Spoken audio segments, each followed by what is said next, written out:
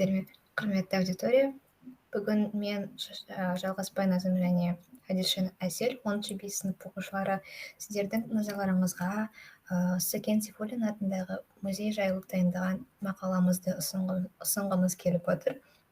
Жалпы мақаланың мазмұнына келетін болсақ, ең басында, яғни бірінші абзацта біз жалпы Сәкен Сейфуллиннің кім екендігін, оның қазақ халқының, қазақ әлеуметінің дамуына қосқан үлесі жайлы айтып кеткен болатынбыз.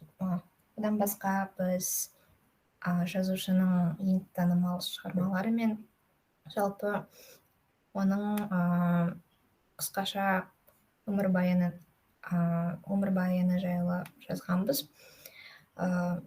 Екінші абзацта біз жалпы мұражайдың сыртқы бейнесі жайлы жазып өткенбіз, яғни сіздер көріп тұрғандай мұражайдың сырты. Бұдан басқа біз оның ішкі көрінісіне келетін болсақ, әр залды жеке сипаттап, оның жалпы Сәкен Сейфуллиннің өмірі мен шығармашылығын тануға көмектесетін рөлі жайлы баяндағанбыз. Мәселен, мұражайдың ішіндегі екінші зал Сәкен Сейфуллиннің жастық шағындағы жетістіктеріне бағытталған, және де жалпы мұражай ішінде жазушының жеке заттары мен шығармашылығы берілген. Және де мақаланың ең соңында біз, яғни мұражай келушілер мен жалпы туристер үшін мұражайдың жұмыс кестесі мен билет бағалары жайлы пайдалы ақпаратты қалдырғанбыз. Причиной выбора данной темы как музей Сәкена Сейфуллина послужило наше желание ознакомить англоязычную аудиторию сайта Lonely Planet с достопримечательностями города Нур-Султан, в котором мы проживаем. И одной из этих достопримечательностей стала музей Сәкена Сейфуллина, так как про него нет особой информации на английском языке, и мы решили найти информацию и после перевести ее на английский язык.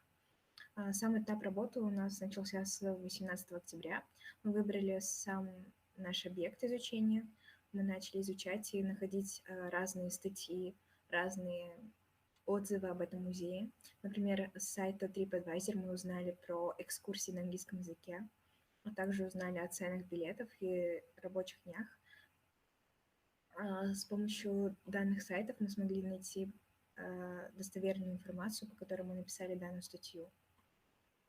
По нашему мнению, данную статью могут увидеть каждый и понять, что музей Сәкена Сейфуллина достаточно красивое и как достопримечательство оно очень богато своей историей, так как Сәкен Сейфуллин был хорошим и очень сильным человеком своего времени.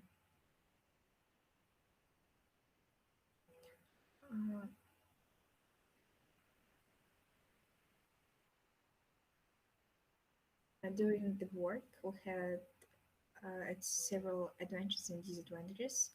One of the advantages is being the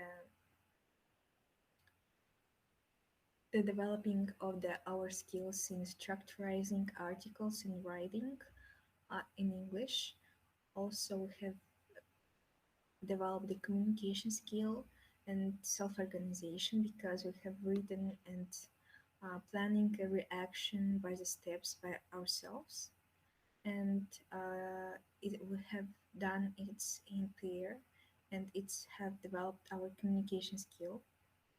Also, we know more about Sәкен Сейфуллин, about his life, and the museum named after him. It's help us in future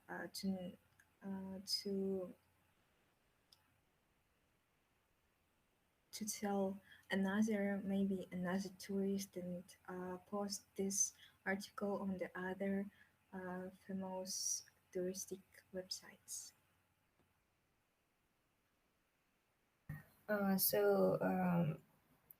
In addition, looking back into the process of our job and the final project as the art as an article, we have discovered some disadvantages of our work.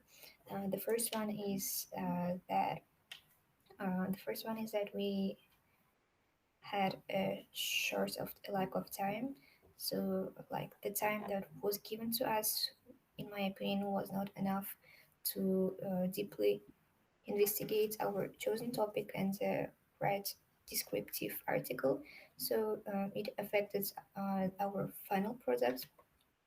And also, um, in addition, I believe that if we had a little bit more time, we could uh, increase the quality of our work.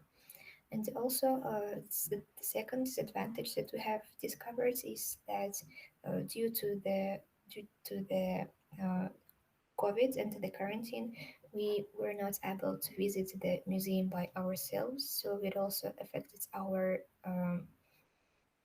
understanding and understanding of the topic.